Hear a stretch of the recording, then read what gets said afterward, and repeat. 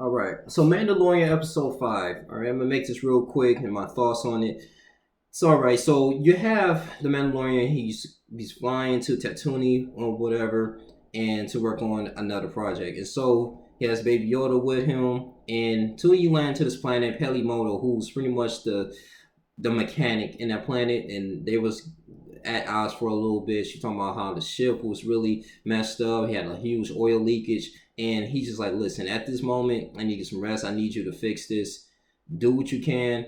All right, just do with these droids, and they, for the most part, they worked out some type of deal for him. So like, okay, well, there's different credits that he have. He was like, all right, whatever, cool. I'll go ahead and fix your ship. Boom, you do what you got to do. So anyway, he started walking around or whatever, and he encountered Toro, and Toro is the individual who had a bounty from him. Now, going back into that, it was a sleeping Baby Yoda in there in the bed. The kid woke up, and Baby Yoda was just walking out the ship, and she thought that, oh wow, like, is this some enemy going on? Is she trying to sabotage me? So everybody, and during that particular time when she was working on the ship, they had their guns ready, and to figure out that, oh wow, it was just a young kid there. And that's when her heart started to become soft, and she's like, oh, he left you there by yourself and everything. So she grabbed Baby Yoda, whatever, and they was just talking, and then they move on to the next scene. So again, to something that's very critical here. So me and Toro. Now Toro, he did his thing here. At first, I felt like he was a weak antagonist. At first, I was like, "Oh man," but he was like, "Hey man, I got you. I got this huge bounty for you. I want you to go here and get Fennec Shan." And Fennec Shan was a huge elitist, an assassin that really worked for the Empire. Now, Fennec Shan, she's known for like killing a lot of, I'm gonna say, just droids and people that's out to get her. And when they had a rude awakening for the first encounter, and he was like, "All right, listen." We're gonna go ahead and see what we can see. We're gonna scout, do some recon, gather some type of intelligence, see where this woman's at, and I'll work deal with you. You give me some money, and then boom, and I'll go about my business. He's like, all right, cool. So they end up going up there, and he started working with her and everything. And it's like, this is my last. I'm a rookie.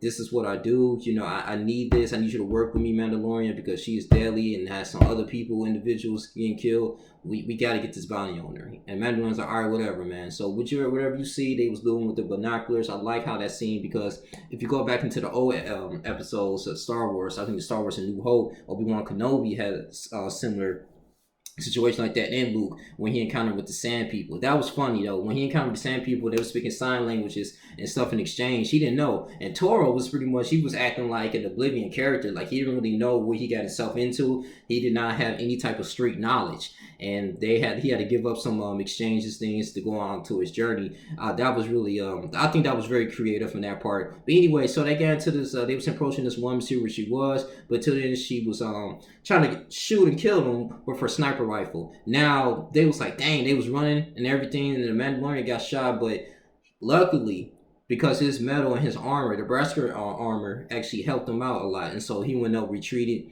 retrograde. He retreated, man, and went back into a different position, and he's decided, like, he made an executive decision. All right, we're gonna go ahead and attack Fennec Shan at night. All right, and he was like, why not? I mean, that's stupid. What about she get away? She was like, listen, he made a good point. She is not going to get away. She's not going to move away from her position because she has the high ground.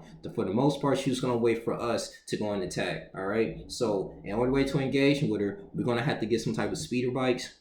Let's get some rest now. Wake up at night, get some speeder bikes, and we're gonna zigzag, and we're gonna throw some flash at her so we can blind her, and then we're gonna go ahead and just flank her into the left or whatever. And I was just like, wow, that's a brilliant plan. So it was deadly though, but they had to run really fast, man, on that bike. So he grabbed her the speeder bikes, and they went on, they almost cracked on. They was like, boom, boom, boom. She was sniping them. She was doing the best she could. Still got the Mandalorian, but Toro managed to encounter her first. Now, there was a huge fight scene right here. Of course, Fennec Shan, she was a better fighter than him, even though Toro was a lot bigger, okay? But, you know, she almost, like, killed him until then Mandalorian showed up at the right time and pretty much detained her. Now, in this time, after Mandalorian had to go get some dewbacks in order for him to have a ride back to wherever he was going to go before he ended up reciting getting the credits from the bounty, because that was going to catch her alive, whatever, kill her. But anyway, in that particular time, man, you know, Toro cause didn't really trust him watching her. So Toro started watching her, and you know, for like, I believe a whole day, whatever. And she was like, you know what, I can negotiate a deal. If you let me go, think about it. If you turn the Mandalorian in, you will get a promotion. You will be the best in your professional field. I know you should starting off, but that is amazing. You capture a Mandalorian and me and you work together, that would be cool. Now, Tora looking at Fennec Shand like, damn, like, should I really go ahead and free you? And I'm looking like, no, don't do that. You see how bad results that happen. I'm like, don't go ahead and do that. You gotta do something, man. I don't know, bro. I don't trust her, but luckily I thought he was gonna release her. He ended up shooting her in the stomach, and she later died. And he returned back to the Mandalorian was, and that's when he started getting a lot greedy. He was like, you know what, I started thinking about the idea that Fennec Shand said, and so he decided to like, hey, I'm just gonna go ahead and try to kill the Mandalorian. And he saw a baby Yoda. He tried to take the baby and kill Mandalorian. The Mandalorian found a way to sabotage him and just like maneuver and shoot and kill him. So it was pretty much a crazy shootout. So Toro ended up dying in the movie. I was like, wow, okay, well, quick character. He died, and Toro managed to get his credits to pay for the rest of his ship and to get some honors, even though he never got paid for that bounty of Fennec Shand. But so he laid her off. He conversated with Pelimoto. They left and they went on about their business. That's pretty much how the episode unfolded. And I want to sit up here and give my rating of this episode. The episode was, I give it an 8.5 out of 10. It was decent. It kept you guessing. It gave you just enough to be like, okay, well, this basic action. The fight scenes, the choreography was really good. I'm very excited for episode 6, see what's going to come up. And I just like how they doing their own spill, and they really started showing a little bit more emotion for Mandalorian over here. But overall, man, it's decent, man.